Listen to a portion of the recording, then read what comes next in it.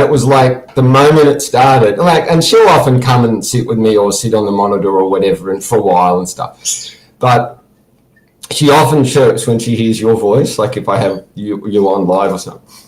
But she came as soon as you like went, okay, the silence, we're starting kind of thing. She just went zoop, came on my head and didn't move and just chirped. I had to mute because she just chirped nonstop the whole time. And then it was like, all of a sudden, she was completely just stayed there, didn't move, just chirped. And all of a sudden she went, gone back to her cage. And I'm like, oh, why? And then literally 2 seconds later, I heard you kind of like, oh, we're done. So she felt that, you know, it was done just before you press the button. Anyway. Yeah. Have you found that you can communicate with her or the other animals better? Yeah, that's I mean, that was ramping up more and more anyway, and then when I popped, there was like a big step up with that, and then it's just kind of kept increasing. But I've also really noticed over the last, you know, several years or more that that they seem to be, and I don't think it's like just me or something, or I am special or anything, like they seem to be more and more interested to communicate with us. Yeah. Everything is. Yeah. So I think it's a bit of both. Sorry, go on. No, I'm just saying everything is, at least, here we go. It's an affirmation right there. Confirmation.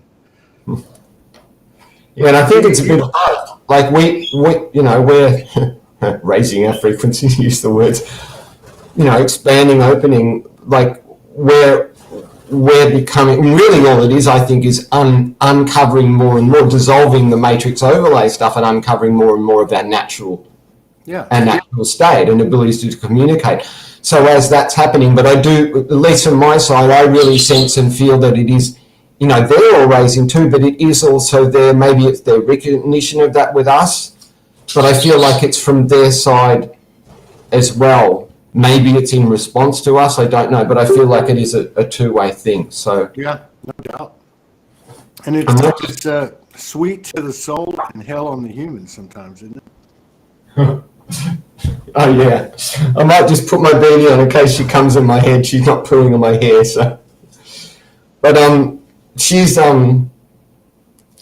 actually Reuben's bird, and the funny thing is she's an albino, and the funny thing is that she sat in the pet shop for 2 or 3 months, and normally they're huge on demand, people on waiting lists. They're gone before they even get one in, and she sat in that pet shop in Bega here for 2 or 3 months. Pamela. Oh, Pamela wasn't okay until Michael and Reuben went in to get a budgie and then got her. And then when they were traveling around Australia last year for a few months, I was minding her, and you know, we just kind of adopted one another. And Reuben's here that much, he said, "I'll let her stay here." So, but yeah, she's a very white animals, mate, albinos. Yeah, I know. You know. You said you popped a while ago. What did you mean by that? You popped. Oh. When did you pop? Or how many times have you popped? Oh, yeah, well, that's, yeah. How many deaths have we had? No kidding. Yeah, you know, that's my little word for, you know, the E word. That was back in July 2016. Yeah. But I don't even like to, like, if I reference it all, that's kind of because there's so many connotations with the whole, you know, enlightenment E word and so many myths. There's been a lot of pops lately, I think. Yeah, and even with that, to say, you know, to define that or say or make a thing out of it, I mean, I just come back to really the true reality is in the Heart Sutra, you know, form is emptiness and emptiness is form, and there is no enlightenment or non-enlightenment. And, you know, okay, that is wanting to be spoke about, so let's say that. Even while one may experience, and it's still individual, even though there's a great commonality to,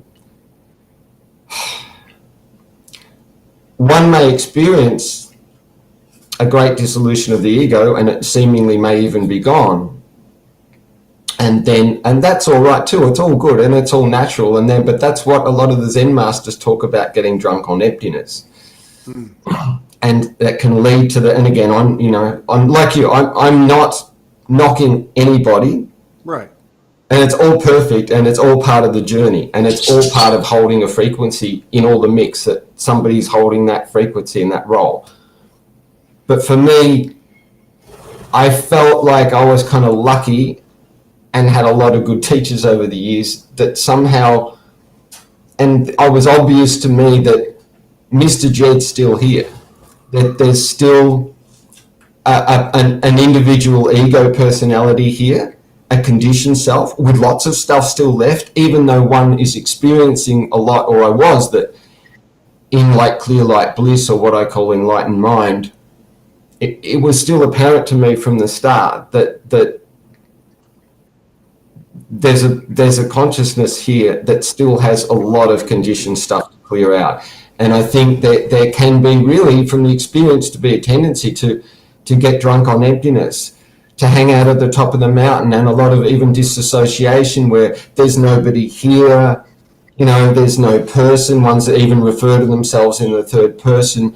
And I feel like it can be almost a trap, or a tendency to, on the one hand, to go to spiritually bypass. Enlightenment can become the greatest excuse to spiritually bypass. And there can also be the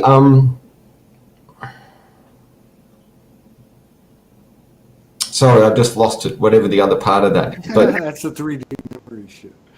I'll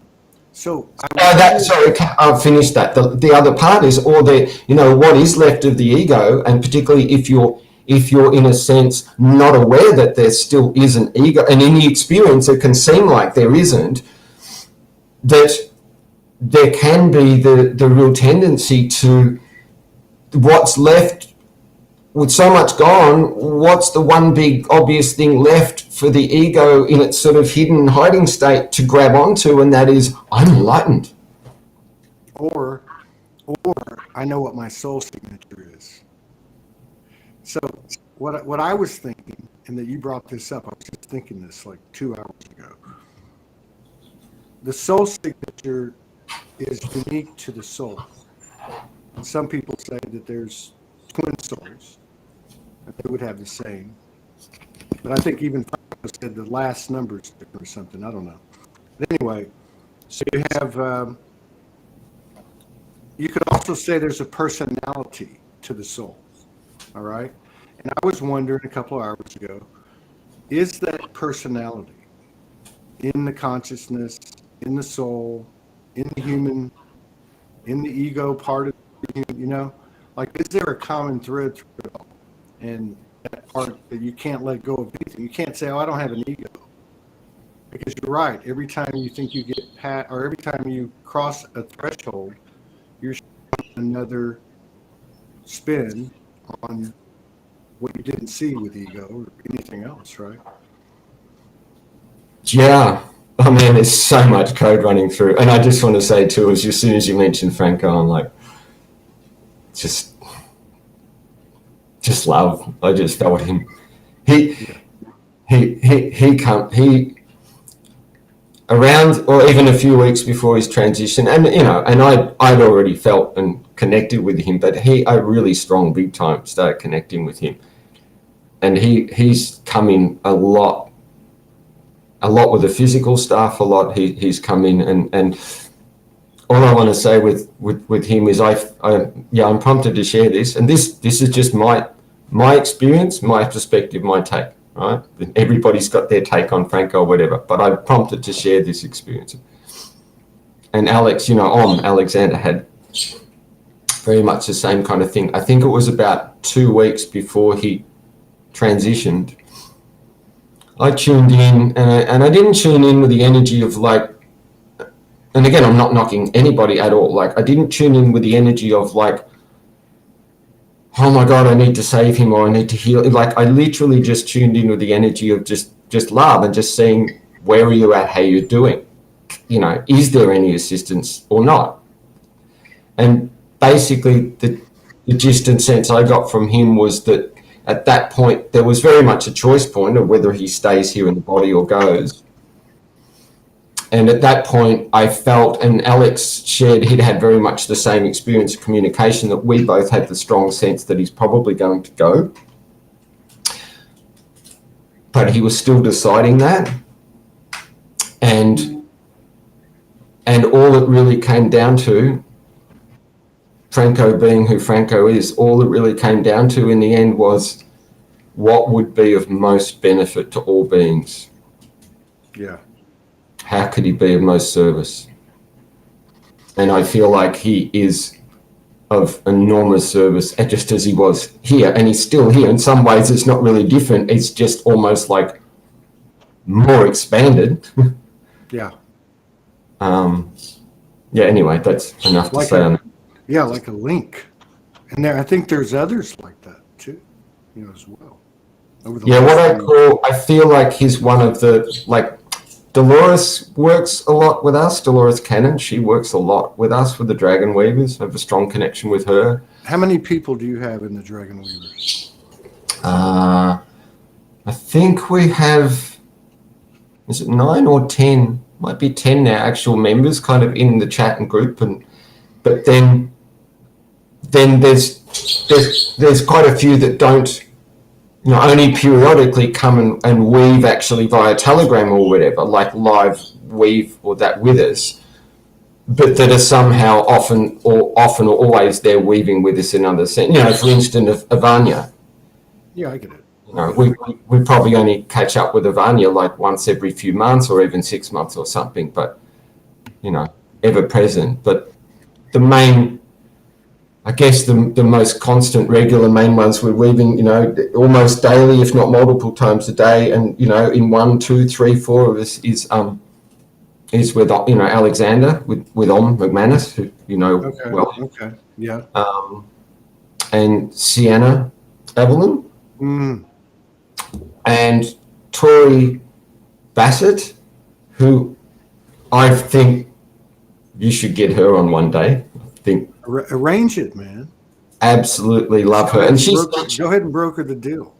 She said she felt, I think in the last few weeks or something, like she felt somehow she was prompted to reach out and maybe connect and come on. But yeah, she's an absolute gem as well. So how long have y'all been doing this?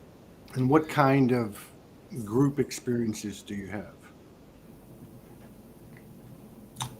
Like when the people that show up, when they're there in the physical, and that part is kind of like on point, I guess, because everybody's involved in it. I get that. Just like even like a Soulogy SoulSpeaks 5D episode, there's a lot of people that aren't physically here live that are here, but like when you're in that space and everybody's on, I guess you're in Zoom, on the screen at the same time, and you go into the dragon weaving. Like, what kind of group experiences do you have, and how long have you been doing it? Since the universe began. No, I'm joking. In this way, in this life, I mean, Alexander and I think we met and connected up online, organically, spontaneously, in another group that we were both in. And I wasn't really into groups at all, so it was kind of funny. Back in probably, I think that was in 2015, maybe early 2016. And then the actual, like, Dragon Weavers as such, really kind of then there was others with like our sister Teresa Blackburn. I mean, she's another one that you could get on sometime. She's amazing. Her and and I used to weave, the 2 or 3 of us then. Again, nearly every day, multiple times a day. Sometimes there might be gaps of a few weeks, but rarely. Probably for 2 years. And then it was actually Denise Chadwick, I feel in a sense it really instigated the kind of, it was when we'd connected with Denise And then she connected us with Tori, and then somehow I don't even remember who the name came through. It was just appropriate, the Dragon Weaver. So that was probably really formed in that sense of that really forming as a felt soul circle, active soul group, soul circle. Probably it was right around October or November. I think it was actually November 11, really, in 2019. I know there's got to be a lot of that going on around the world. Yeah, all over. I mean, just one of many, all over, everywhere, many, and then they're all interconnected. I mean, to me, Soulogy is like the greatest central hub soul circle. It's like a gigantic hub soul circle, and how many, and I feel like it interlinks and connects, so many, if not all, I mean, so many of all of the other soul circles around the planet. I mean, you just look at, when I first became aware of you and Soulogy connected, I think that was through, I was connected with Unity Grace. And then she was going to be on with you. And as soon as I saw your picture, I immediately just felt like, oh, soul brother, I just felt that energy connection. But I was also then like, and it's not like, I'm out there, there was like, I listened to 8 million people, do you know what I mean? There was a very select, small number of people that in a sense I would tune in or listen to on any regular basis. And it was funny how then even in that following weeks, it was like, oh, you're having this one on. Oh, you're having this one. And it was like within that first week or two, literally, it was like that key core, handful of people that I regularly listened to you had them on. And I was really like, okay, there's something. Unity Grace was like 2018, summer 2018. It was she was the 400th show in 2018. And there's 32. Yeah, I think it was. I thought it might have even been 2017, but yeah, maybe it was 2000. Yeah, it was 18. It was 18. I remember that. That's the year we had a Divine Union ceremony in the Spiral. So. Like, okay, now where are you at? You're in what part of Australia? Are you in New Zealand? No, I'm in far south coast, New South Wales. So Bega Valley. Okay. So I'm roughly about on the coast, about roughly halfway between Sydney and Melbourne. I'm about 5 to 6 hours away from Sydney, and I'm about 7 hours driving. Are you getting any flooding? Like they are? Are you getting flooding? We're not like up north yet. We've had big rain, and today's meant to be the biggest for a while. But at the moment, a few of the usual suspects of the roads here started getting cut off and stuff. We've had an average of every 2 months of flood for the last 2 years. So the first one was the one that came and actually helped put out the fires, when we had the crazy ring of fires here back in. So, but every time it stopped short of what I would call it's just literally every single time. If we'd had another even half day of rain like that, it would have started to become more disastrous, where a lot more houses are flooded. A lot of people know here there's a lot of floodplain, so there's a lot not built in that.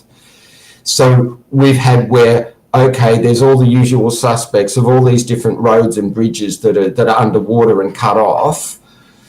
The Tathra can actually become, where I live, can actually become kind of cut off.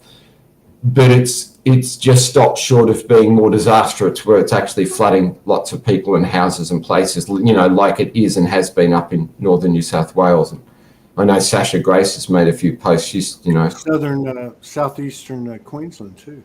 Yeah, southeast Queensland as well.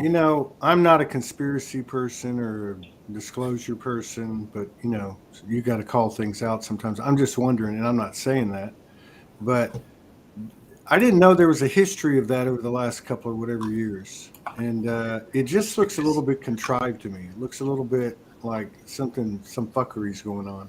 And I don't mean to, like, feed the monster, because I'm not that kind of person, but it is what it is. And to me, it's like, I don't know.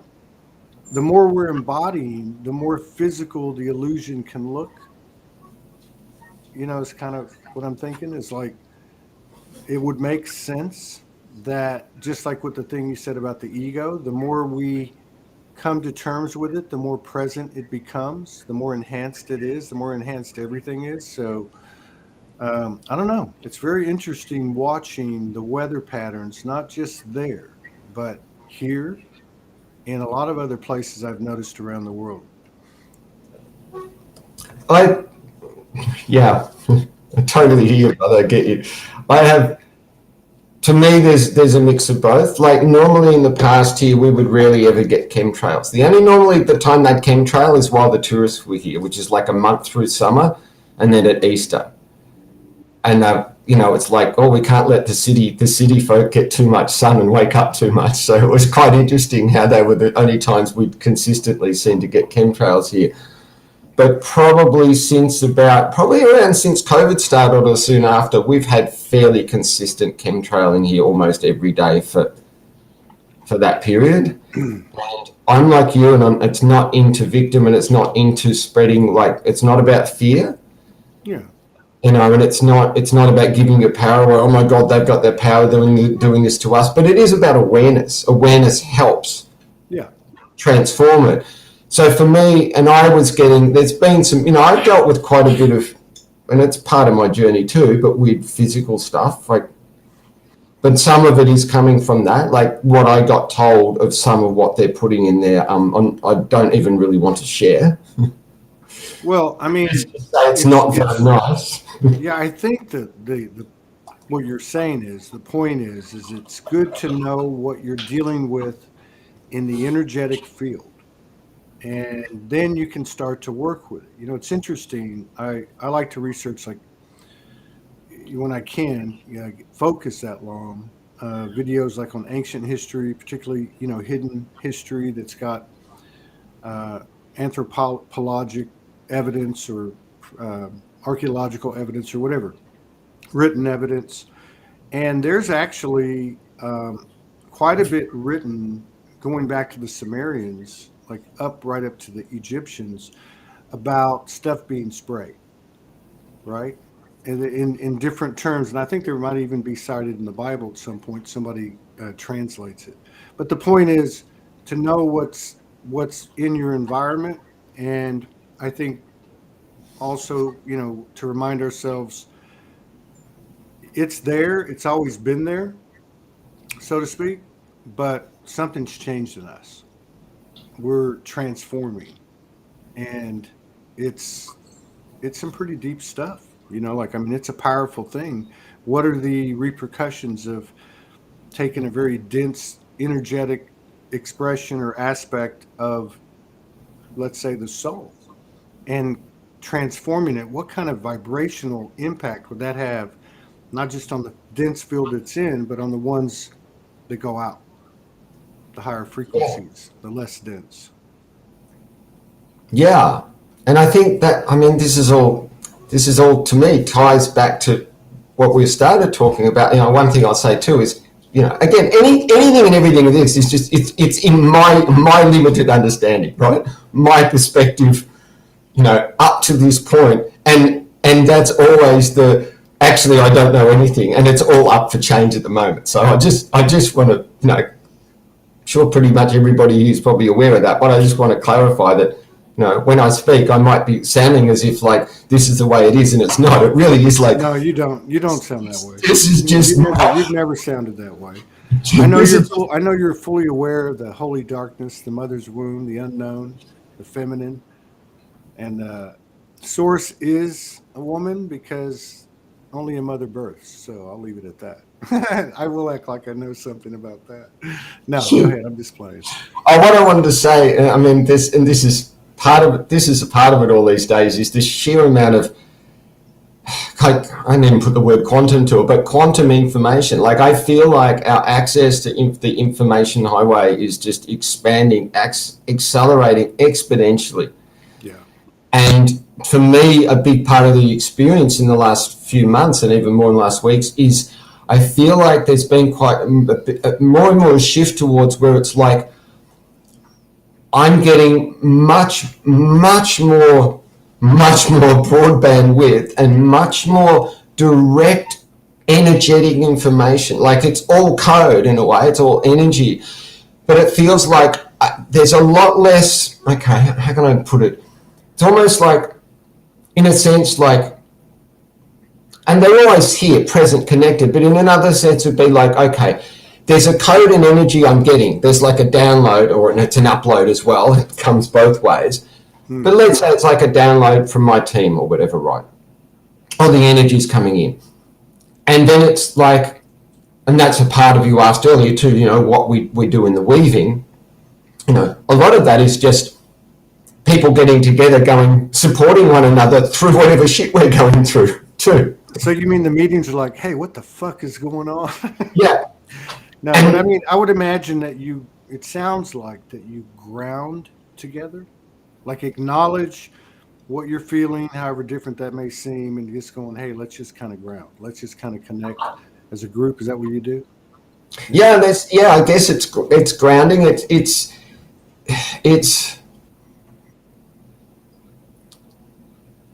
you know, it's just human beings getting together, communing in true communion, supporting one another. I mean, that's really all it is. It's all anybody does. It's all you do every day with Soulogy. That's all weaving is. You know, it's honest, direct, authentic communication with one another in the living present, in the now. Yeah. And a lot of it is just that. It's just human is.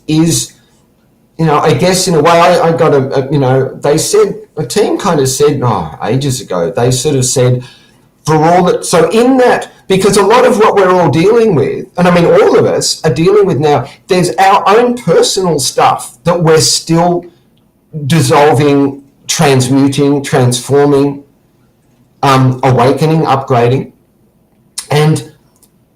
And I think many of us we're fairly good at having the tools and knowing by now how to deal with that, the personal. But then there's the level where we're dealing with more and more and more and more. And I think this is true. The more and more, in a sense, you awaken, that this popping I call the popping of the personal self open more to what I call the universal. I don't even really like they're not bad, but I don't really like the terms higher self or lower self, because there's a hierarchy thing. And to me, I like more like the terms of almost like the individual or personality. You said personal self and the universal self. Yeah. And so the more that you open to that and aware, the more that in a sense you start working through collective stuff. And a lot of that, we literally can't work through that alone. It's too much for any of us individually. And so, but it's almost like through, but there always needs to be, at least in my understanding up to this point, to really effectively, more powerfully, directly, effectively have an effect on the collective field. There needs to be an element or aspect, at least to some degree or another, in your own personal field. Yeah, like to approach it consciously, like you would approach yourself. Yeah. And even just in that sense, because in reality, in a sense, there isn't. You know, again, at one sense, there is a personal, there is a collective. At another sense, there's no separation. Yeah. So I seem like I'm rambling, but it's almost like there's so many, as you always ask, perfect, beautiful questions, and they're so rich, and there's so much, and it's also interconnected. Yeah. That I'm just like, any one point, it's in that quantum information stream, and sometimes it's more. That's what I was trying to say earlier. There's less and less it needs to be translated and put into words and concepts. It's just like more and more, I've already got that energy. I've got that. And then it's out of all of that stream. You simply can't step back to try and get the mind to translate it, but you don't need to try and translate it into the mind of words and concepts. You just let it all flow through, and to me there's almost no lag. There's a lot more direct, just grokking energetically. I've got this. So yeah, anyway, no, that's good stuff. That was you were on a roll. I should have put some music behind you. That was good. No, and it's like you see things differently too. I think when you have a small group or even two, because like if you look at Ukraine, for example, you see a lot of stuff immediately came up about Ukraine in the community, like pray for Ukraine. And I'm just explaining something, but we've seen that a lot in the last 10 years. Since 2012, we've seen other parts of the world, those same kind of prayers went up and so on and so on and so on. So I would imagine in a connection that was coming, transparent with the human, connecting on behalf of the collective, understanding what I am and I am soul and what we are and what's happening to the best of our ability. And you come together and you start to approach that type of narrative or situation from a broader scale, like going to the root as opposed to these symptoms, because like focusing on the symptoms to me is a distraction, right? It's like a sideshow. It's what's really going on. How do we really neutralize this? And I don't know. Do you feel like that we're having a lot of help? I mean, be it the universe the mother as the universe, or even aspects of ourselves. I mean, when I say being helped, I mean like being helped a lot. Yeah, you do. Yeah, and the more and more that's just increasing and expanding enormously, and the more and more, because we help ourselves, the more and more we are coming into sovereignty and awareness of our creatorship and authorship. I feel like the more, it is, there is aspects to it that is very much, well, it's not just analogy. There's an awful lot of truth in Star Trek. Is a lot linked to the Prime Directive. And the Prime Directive is just sovereignty. Right. And because let's just say the more positive ETs, the ones that are kind of for want of sides, and again, I'm talking in dualistic terms, but there is duality. In duality, there's duality. In the absolute, there isn't. But in the relative, there is. And that's the whole point I wanted to tie in. That's what I want to say. I do want to expand on that more. I feel like there's more to somehow coming through and say on that. It's great.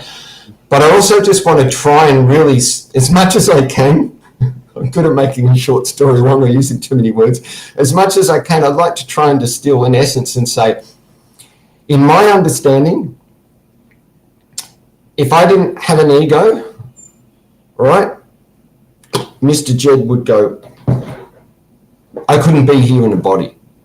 True. My consciousness could not be here in a body with it. And I also had a great insight and understanding, I don't know, many, many months ago, of the beauty of the ego, how much the ego is an interface. And it's not just an interface for us with others in communication, that it is actually that it was like, there was like a pseudo self, a pseudo ego. It was almost like the ego was hijacked in a sense. And again, all co-creation, we created all this.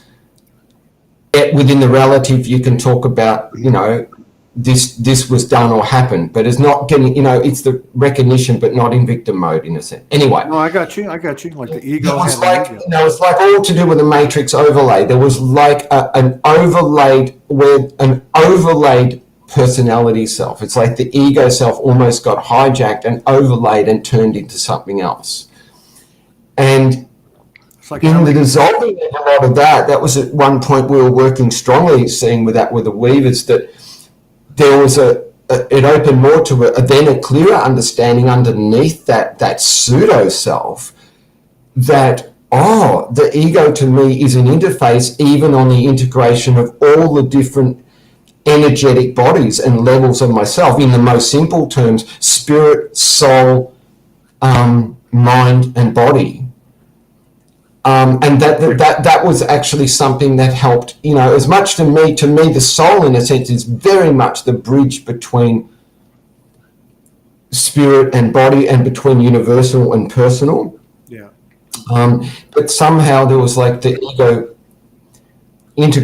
helps integrate and harmonize and interface. If you think about it, and you think about the soul, spirit, the body, etc., they're all sources of experience and information and code. And so the ego is as well. The ego's, a deep well of information and experience and perspectives. You know what I mean? So yeah, I get it. I never really had, heard somebody explain it like that. But to me, it's like, how many egos did our ego have? Because really, it just kept replicating, different mask or whatever you want to call it. But yeah, to be in a space with people, be it whether we communicate on the old typical terms, and most likely not, but online, virtually, sometimes on replay, sometimes in our post or whatever. But to be in a space where people are acknowledging and recognizing that which you speak of is fading, in so many words, dissipating. It's becoming a more minor player, a more complementary player, and something else is surfacing in us. Yeah, it's like it. So I just want to say too, I normally say this at the start of a thing. I wish I could. I would love to, but I can't. I'm not on Facebook and reading chat. I'm occasionally trying to check and look comments here. I can't. I'm really good at multidimensionally multitasking. I'm really not good at three-dimensional multitasking. And so I literally can't be fully present with what's coming through me and you, because this is a co-create, I can't be in that flow with all that and try and read. It just doesn't work for me. So I wish I could. So I honor anything everybody's written. I always go later and look back at the comments. But I just want to say with that, if there's anything particular you see that pops up, you're prompted to mention, then mention. Yeah. But I think the whole thing, I think this is I think this is the theme of all of it for years, for me anyway. The key word really is embodiment, and it really is like, it all ties into back to what I was saying earlier is, it's all the dance, that's the infinity loop. Yeah. The 0 point, the most simple way I could ever put the expression of somehow the dance of it all is a Mobius strip. You know what a Mobius strip is? No. So it's like if you take I'm not going to try and make one now. You take a strip of paper and you fold it and join it in a way that it makes a figure 8. Okay. But it's twisted. This is just like our DNA in a way. It's twisted so that okay, from the center point, if you use your finger and you travel, say you go from the inside of the loop, and you travel and you move your finger along, and it's like, oh, I see, it's like this, it's like this, it's all this, it's all just like this from the inside, from that perspective. One could say, okay, that's, let's say, from the personal ego perspective of this separate individualized self, and that's all, okay? And that's your reality. And the reality is your experience, your perception. So for you, that is, for anybody in that is their reality. And that's not wrong, and it's not false. But it's only half the story. So then you go, oh, it's all like this, it's all like... But if you keep moving your finger around, as it reaches the end of that loop to come back to the 0 point or to the center, it's turning. So by the time it gets there and you start on the other loop, if you keep that same plane, it's now on the outside of the other loop. Yeah? But then you can also go on the inside of the other loop, and then it travels. And that can be, and that's like popping, enlightenment. It can be, Oh, there's only the universal. There's only what we can call the absolute and relative. There's only the absolute. The absolute. And for me, the absolute is the Ein Sof Or. It is the all that is. It is all inclusive. There is nothing that is excluded. How could it be the absolute? Which means that it includes every single level of reality. And even though in one way there's a direct experience of there's nothing here, it's emptiness in a way, it's all just dancing particles of light. And what's that but living consciousness? It's all one being. It's universal intelligence, which is also love. But then why did it create all this? Why? And without the ego, it's kind of like, you've seen the movie Being John Malkovich? Mm-hmm. Do you know the bit where he pops through, he goes through the portal and comes out and he's in the restaurant and everybody in the restaurant looks like him and all the waiters and they're all just saying John Malkovich. So to me, the ego is the most perfect divine creations. And I feel like even God Source might have had to go back to the drawing board a few times. So I use this kind of analogy. It created it to experience itself in the infinite multitude of forms and consciousness and perspectives that it could experience. Yeah. But it had to create some kind of individualization with that in order to experience itself in the raiment of form, in all of the beauty. Otherwise, it'd be like, okay, so I've created this beautiful world, and there's all these trees and birds and animals and beings, and it would be like, I want to come in, and maybe the first time it got it partly right, and then it came in, and it went, the tree, first thing it saw was a tree. Oh, it's a tree, and then the program failed because it's just seeing itself, and the tree disappeared. Oh, it's just me. And I feel like it would have been otherwise it would all just be like being John Malkovich. It would just be experiencing itself only as itself, as one infinite, endless thing. Right. And so, and I feel like that is to not discard any of the relative, any of the what we could call the deepest density, the deepest seeming, darkest, the most dense realms.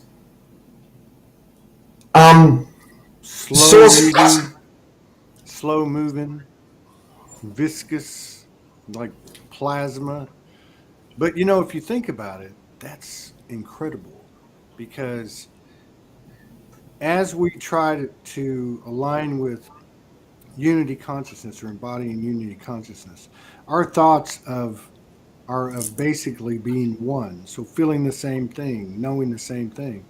But if you think about it from what you're saying, the human experience, it's a slow process. It's like a romance. It's like we're actually being able to feel things we've never felt before. And we're picking them up in each other. So like maybe we shouldn't be in such a hurry, man. And I'm telling myself that a lot lately. Don't get in a hurry, even though you want to get there. But I don't know. There's just something beautiful about I don't know. Like they say, the universe is finding itself again through us. This is one way to look at it metaphorically, right? The beauty, it's all in the end it comes down to me. It's just the beauty. That's it, the whole journey in the end, for all that it is in the end. For me, somehow it always still ends up coming to what it is that I get to experience more beauty. Yeah.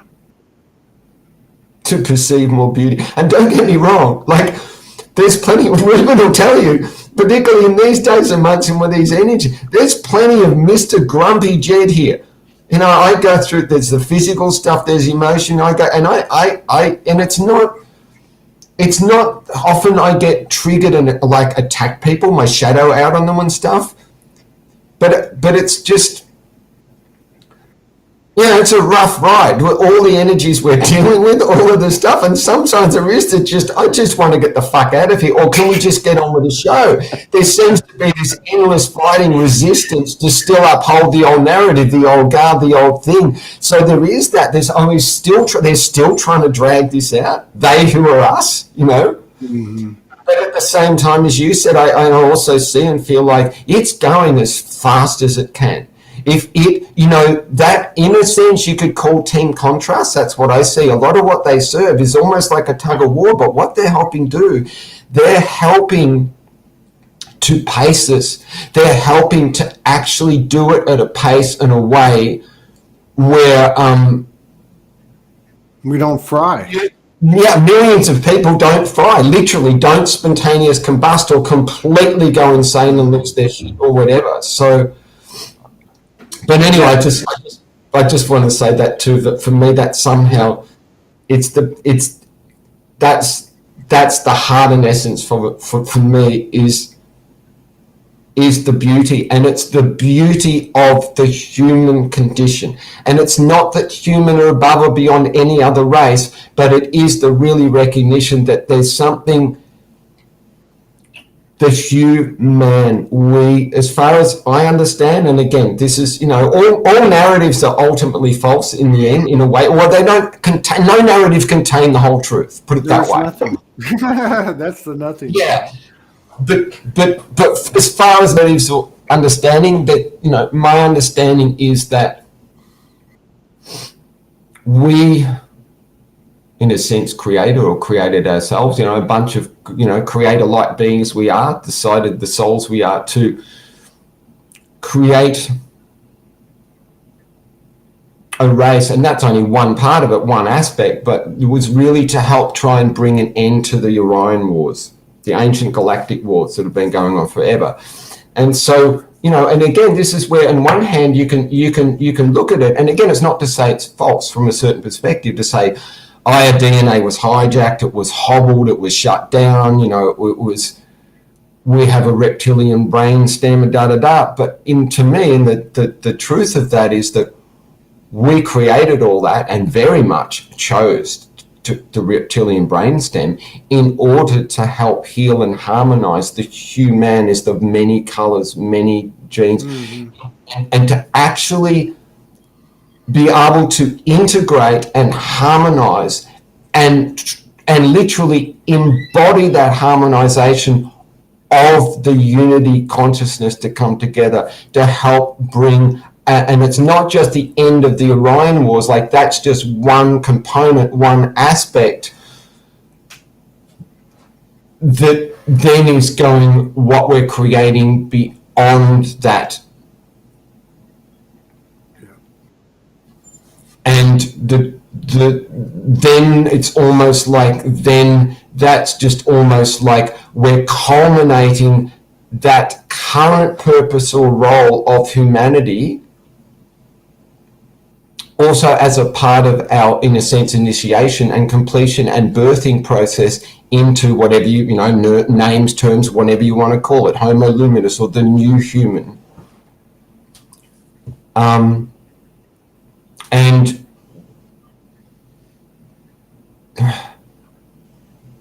again, it's not about big noting humans, but what I'm told and shown and feel and seen in the future too is not, you know, it's seen and connected to the human collective 300 generations in the future. Yeah, that wouldn't surprise me. Knowing that everything is everything and everywhere is everywhere, would you say that Earth, the human experience on the Earth in 3D, in this thick density, is ground zero? Is like the central point in some way? Like represents Yes. most frequencies? At this point in at least, well, not just this galaxy, many galaxies, and at least in this quadrant of the universe, and in that there's a multiverse, you know, it's multidimensional. So, you know, I don't know how to put a phrase on. Let's just say in what's relative to us, within our greater sphere of experience in this time, as a human experience, which includes much of the whole galactic, the elemental, all of that, we are within that greater galactic family. Earth is center stage, and we are sort of 0 point center key in this, at this place, in this time. Yeah. That's my understanding, and then that's not from, oh, I need to feel special as a human. It's not a bubble, but it just happens to be. In other times and places, other races and planets or places will be the center stage and the central keys to, and again, all are a part of that. All are a part of that. All are doing that. All are a part of that. But somehow I feel as if there is a it's almost like a central focus point of consciousness of that is somehow seems to be in the embodied human on the earth at this time. Yeah. Yeah. I mean, if you think about it, we're made up of a hell of a lot of different seeds, in whatever regard you want to refer to. And then you have this, by all accounts that I've ever come across in my own feeling, you have this range of polarity and this multiplier of duality, ego-based duality or victim consciousness duality, whatever you want to call it, fear programming, death programming. So, I think the feelings that we all have from time to time about how rough this ride is speaks to the uniqueness of it and the new frontier that it is. And I think over time we're going to understand how valiant, and how big our balls are to even have come here. Everybody that's come here has come for a deep dive, not just for themselves, but for the universal. And I think we're waking up to that, among many other things. But I think we're waking up to this inside ourselves. Not because you say it and I agree, or I say it and you agree, but actually that's part of the transformation that on one hand is carbon to light body, on another hand would be, wholesale DNA changes and so on, everything that goes with that, frequency-wise, vibration-wise. Yeah, it's the beauty, and this is not just human or all of it. I mean, in a way, and again, it's just one way of putting it, but in a way, part of the whole purpose and reason of this whole cycle of extreme duality, taking to the extreme, and polarity, and the whole galactic wars, the whole Orion wars, like all of that. And the human is key and central to has been in a way a part and connected to all of that. In a sense, our souls have. Let's say whether I was in Syrian for... Sorry? Absolutely, I said. Absolutely. In Syrian... my Syrian aspect, and they're all concurrently now too at one level outside linear time. My Syrian self, my Lyran self, my all of that. But it's all just part of some gigantic tapestry and story. But really, in a sense, the purpose of all of that, ultimately to me, was to generate and create sources. You said it earlier, like source is learning and growing too all the time through us as well. Source is being informed through us as much as we're being informed through source. And because us and source are with the same thing, but is to generate more and more and more and more and more and more, like Lego blocks of creation, in a sense, as simple terms, codes for creation. It's something about this rub, you rub a stick, like the black fellas here, you rub a stick on a thing, the friction to start a fire. The codes of creation, the beauty, the incredible amount of beauty, like whole new galaxies are going to be born in beauty and harmony from the code that we have all, and I mean all the galactics, all that are part of this, all the elementals, everything that have been a part of this relative sphere of experience, which is the only way I can put it, because there's no end to it in a way, but there is a certain focus sphere of field of activity. I agree. I agree. galaxies, beauty and heart. And I'm prompted to share that. And I feel like, I'm sorry, I use so many words, and I feel like at times it's almost like I'm mansplaining. I'm not, because I don't understand enough to explain anything, right? I just share it. But I feel what of that, I feel like a simple, tangible example is coming to mind to me, and I think, again, has somehow the real essence, the most pure code of when you get to the heart of it, what it's really all about for me anyway. Yeah.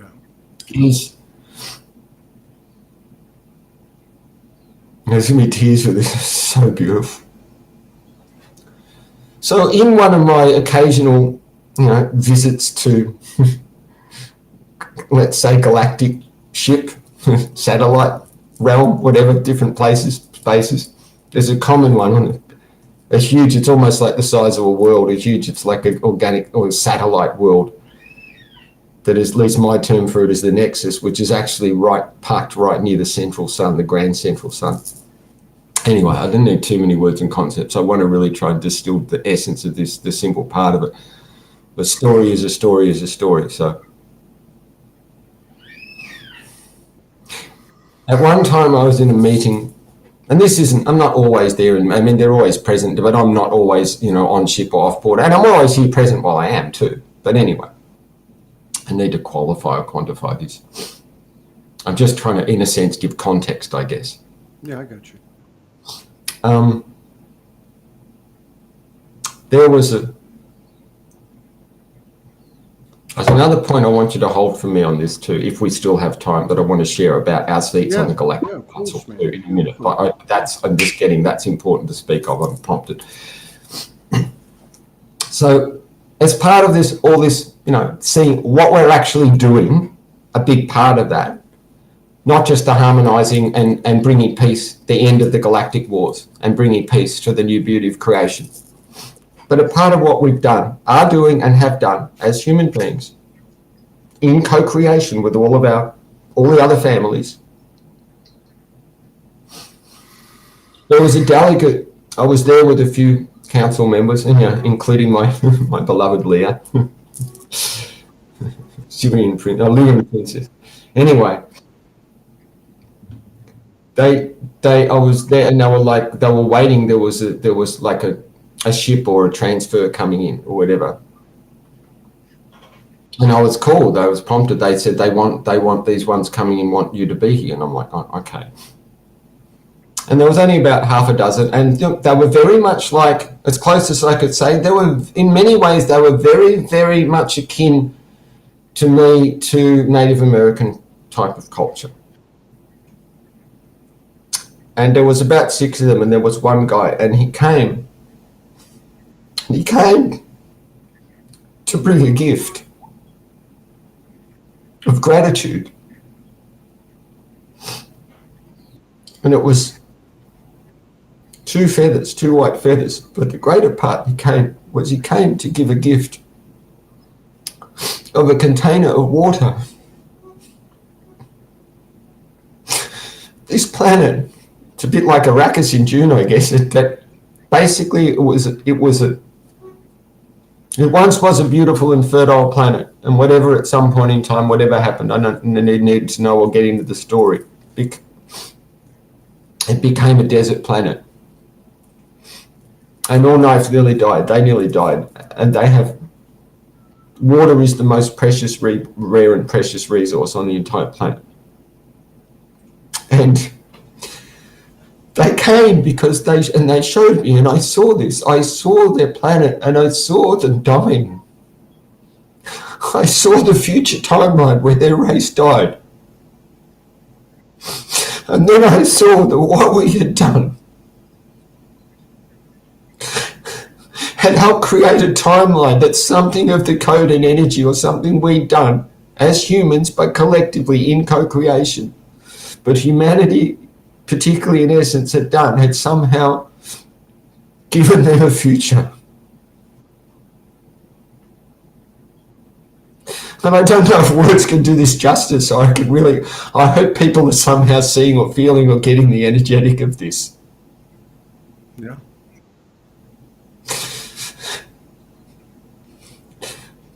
But I've been honored and given some beautiful, amazing gifts, but this takes the cake. Well, but the greatest beauty of it all was really just in the absolute soul-to-soul connection of just him and I. Just that recognition that in a way we had helped one another. It's like white. It's like the only, you talk about a lot about if it makes sense. If it doesn't make sense, do it. And I love that. But also in a sense, I also see that in another way as like, if it like makes sense was hijacked in the Matrix as if, it's got to make logical sense to the mind, And I know what you mean, but to me, there's the true meaning of make sense is it makes sense. I sense it. How do I sense my soul? The truth, the knowing, I sense it in my body. It's making sense of all of our senses. That's what makes sense. And for me, in the end, for all of the narratives, for all of the things, for all of what we go through, and I tell you, with this, seeing the future of humanity and seeing just this, even in just this moment, with this man, with this being, with this race, for all we've gone through, why would you not? Why would you not go through any and all of it to have helped create that? But for me, in the end, it's like, it's that simple. In the end, the only thing that truly makes sense in the end is love. And in the end, I feel all, and the relative of what appears not as love, it's all just love wearing different masks. But don't get me wrong, within the relative, our conscious experience of that can be absolutely unbelievably horrific. I'm experiencing nothing on what, not just what many other human beings experience in suffering on this planet, but so many other beings and realms. So it's not dismissive of the relative. That's what I was trying to say earlier. The absolute God source does not dismiss the relative, and it does not dismiss that suffering is absolutely very painfully, horrifically fucking real for those that are experiencing that suffering. If their consciousness is experiencing that, then that way that suffering is real. Mm-hmm. And the so-called wisdom of the absolute, there's nobody here, it's not real, it's all illusion, there's nobody suffering. In a sense, at one level of truth, that's true. But that's only half the story. And to me, that truth is a falsehood. If it does, to me anyway, that's my own, it's not a concept. If this is my experience, my direct, whatever part of me as human, divine human, because it's within our humanity that lay our divinity, and within our divinity lay our humanity. Whatever it is in me that is within the heart of the human and the divine,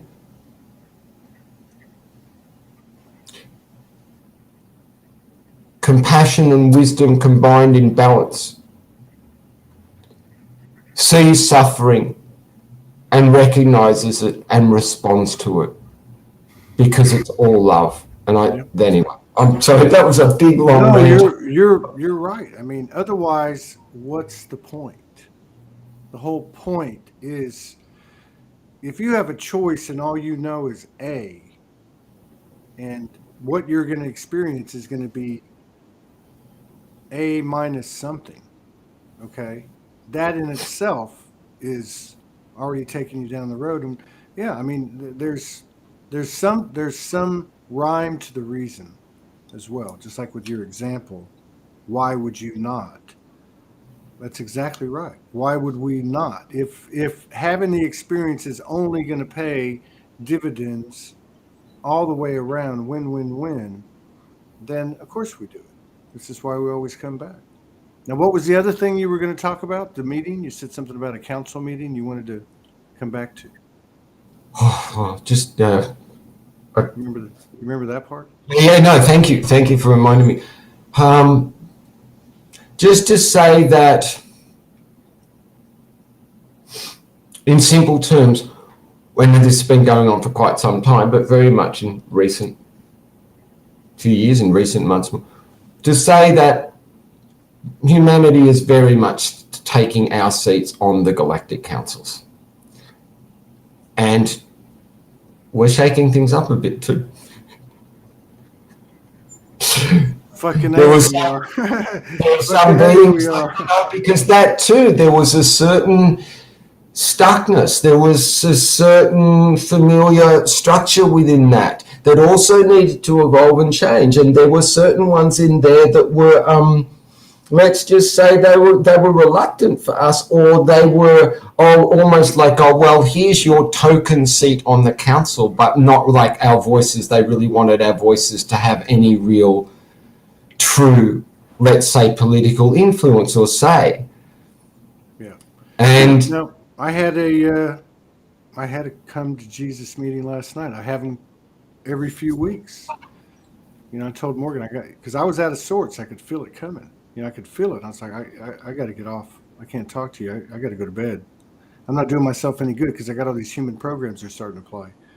And but I knew I had to have a come to Jesus meeting. She goes, "What do you mean?" I said, "Well, I don't know. I just do every few weeks." And it's typically galactic oriented. Typically, if things get really hot, it might be me, and it's just my own, my own interpretation. But it'd be like me and the angels, me and Mother Goddess, me and Mother Goddess and Father God, whatever. But typically, it's a galactic thing. I really feel like the galactic aspects that they are to us. They're facilitators for what's happening. They also have an investment on a more physical basis, even though they're not 3D. They have more of an investment in the development of technology, including our own organic technology. So, I understand all that, but yeah, I'm with you. When you said that, I have very little recollection, if any at all, to even speak of any council meeting other than a flash or being a fly in the room for, a millisecond. But as far as feeling and sensitivity to feeling and to whatever that means for myself, from my own experience, absolutely. I feel like we came in and with all due respect, honor, grace, reverence, love, we came in and politely kicked the door in and said, "We're here." We busted our fucking asses. And yeah, we're going to be heard. I am soul. And we did, and there were many that were waiting for that and in great support. There wasn't like that many that weren't really in support of that. And we also helped weed out some, Team Contrast infiltrators in this process as one. Alex and I, we've got the Jedi aspects, my Syrian Jedi, that stuff that, the Jedi have some tricks. And part of that is we play the clown. But we play the clown to expose. But I don't need to talk or get into that. But yeah, I get what you mean. I know the playing dumb thing. Yeah. We just goof around and playing idiots, but in that we can uncover some stuff. So anyway, there was a shake, but we did do it. And this isn't, when I say we, I mean many, many of us. Again, I'm not like talking like Alex and I are some special, no, so many. But we did it in full respect of sovereignty, in full respect of their protocols that they already had in place. But we took in, there's something about this of, again, that the human, and I don't even know, I don't think I can distill in essence, the real essence of words. All I can really say is that there's something about the human, that our ability to rise, to continue no matter what is thrown at us, to always still somehow, even if we lose hope, to find it again and to rise and to transform. There's something in that is born, and not just an incredible, in a sense, capacity to overcome, but an incredible capacity to create beauty. There's something in the human being now that in our absolute freshness of our birthing, which we're still only just really awakening to, but we are awakening fast more and more, is the potentiality of pathways of creation of beauty. It's like this incredibly, almost infinite, when I say infinite, but, an incredible ability to see and dream of beautiful potentialities and then help create them. And so what we did was in full respect, it was in protocol, it was in sovereignty, but I know so many of them were also like, thank God this had become too bogged down in old structure and hierarchy that needed to update and change. So we were a bit like the new kids on the block, but in a way we weren't the new kids on the block. That's the thing. We've always been a part of that. As human and as our different aspects. It's almost like, but we'd kind of in through this journey of forgetfulness to create for a purpose, we'd forgotten that those seats were sitting there empty, waiting for us to remember ourselves and return. Mm-hmm. And those souls that make up that energy complex, let's just say that, let's just say it's called the Federation, whatever that is, they embody a vessel, and that vessel has a consciousness, just like the human vessel, and the human has a lineage. There's a distinction between the soul lineage and the human lineage. So that means that in that space, there is an influence or a presence of the vessel's consciousness, which has an egoic aspect to it. Because everywhere I've been, that's the way it's always run. Some places are cooler than others, but there always seems to be a little bit of, that going on. But my point is that, first of all, going back to how you started all this, a good part of what you started, we wouldn't have had this determination and resilience if it wasn't for the ego. That's straight up. So imagine or reflect on everything that the ego has done inspired by love when it's not aligned with itself in love. Now think about, because that's our history. Now think about the power of that aspect of us in alignment with love and what that would bring to the table. Because now you're talking about a huge range of unique emotions and a range of emotions that's unique in terms of its expanse compared to other species being funneled and kind of uploaded for the universe into one higher level of alignment where you've got players such as fear, victim programming, death programming, extreme duality, extreme polarity, the ego itself, the distortion or the inverted matrix. There are so many different factors that have come into alignment through this thing that you're talking about, which is the pure intention of what we become more and more aware of what we are, which is just the mother. It's pure love, past surrender. I think of it a lot in terms. I want to honor her too. Totally honor Patricia Coda-Robles. Mm. What an embodied divine goddess human being she is. I really want to. I love her. I want to honor that and her amazing work and energy. And I love the fact when you've had her on. What I really love too, and this is the same like with Franco. You know what I love, and it's not like, oh, they're on show, they're presenting another face. No, what I love with Franco was always Franco. Like Patricia is always Patricia, right? Mm. But there is a certain, in a sense, like I'd only really experienced like her or in August when I listened to all the I forget what they call it. It was like an ongoing week. A tele summit, like a tele summit. Yeah. But then every week she has her vlogs, and I listen to them every week. So it's always her, but it's like she's transmitting that information. But what I love is when you have her on, you get to see, and it's not other. She's always that, but you actually get to see in a conversation where she's not also just in the role of just transmitting that code and energy. Of course, she's transmitting code and energy, but you know what I mean? You get to just see and feel, know, and you see what I always felt with her, that she's totally down-to-earth, real human. You asked her, I think, like, do you ever get triggered, and she laughed, like, oh my, like. Yeah, so anyway, That's it. Well, the point I was mentioning her was, what she talks about a lot of our miscreations. And that's what I feel like we're helping. We're just, in simple terms, I feel like what we're helping do is we're just helping dissolve all of our miscreations. But what was all the what? All the what? All the miscreations. All of that, which she said, like, what we created, in a sense, out of alignment. You can say, I mean, ultimately, there is no out of alignment. Source doesn't, but it's relative out of alignment with source, Yeah, it's like taking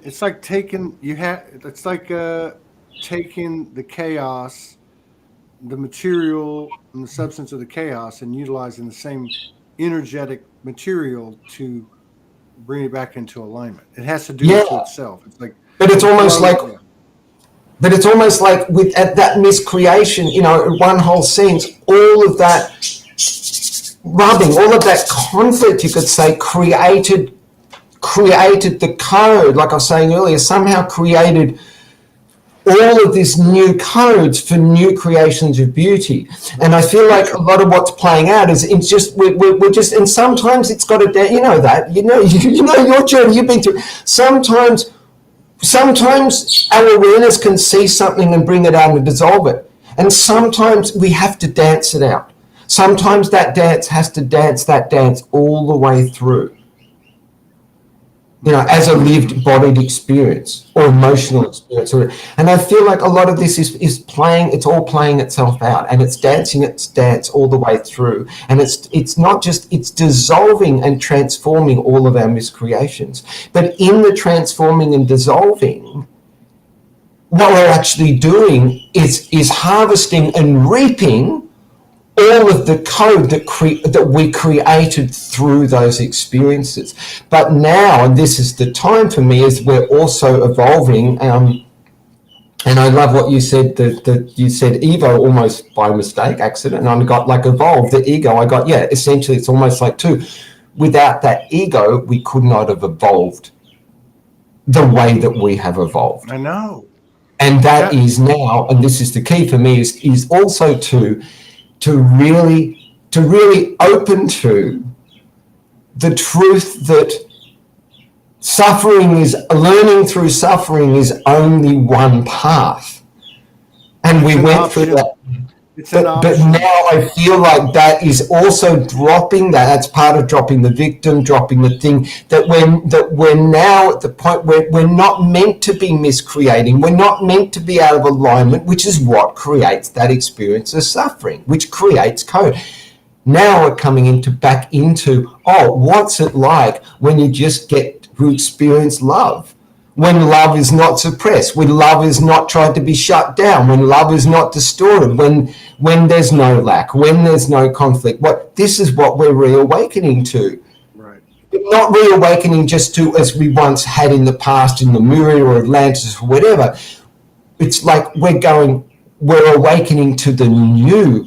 Yes, there's ancient codes and templates, the ancientness of what we are, but we're remembering and reawakening, remembering all of our true history and what human beings actually are, and then taking any of all of that with all of the new code that we've added, and there's a whole new human being created, and whole worlds and universes that are waiting to be born and created through that. And first and foremost, none less than the new earth that we're creating. But the new earth is not separate or somewhere else. To me, it is this earth that we're in the very midst and far, far along the process of evolving into the new earth, for want of terms. Dude, we should have had you on the pulpit, man. Yeah, I'm just sorry if I feel like I am, as if I'm preaching or something. I shouldn't say sorry, because it's just pouring through. Church on Sunday, ETs, dimensional experiences, group dimensional experiences. All right, brother. Wow, that was cool, man. 55 people in the house in this moment. That means something. I kept seeing 44, 55, 66. Thank you, brother. I'm sorry if I did much to the talking. I happily would have. No, that's what it's all about, man. I'm good. But it's still co-creation, as always. Absolutely, it is. Your questions and your code and energy. It's not like I've got, how that works. And everyone in the room, how it all comes together. And I just happen to be the one that this seems to, I'm like the puppet that this is mouthpiecing through or something. So it's like a big merge, basically. Whether you do it now, later, or whatever. All right, man. Stay dry over there. That's pretty hard. I hope the weather works in your favor. And I'll see you when I see you later in 2022. Take care, man. Thank you, brother. Thank you, everyone present too in the room. Much love, brother. Yeah, and give the Dragon Weavers my best, all right? I will. I'll appreciate think y'all some of them doing will that come too. to us.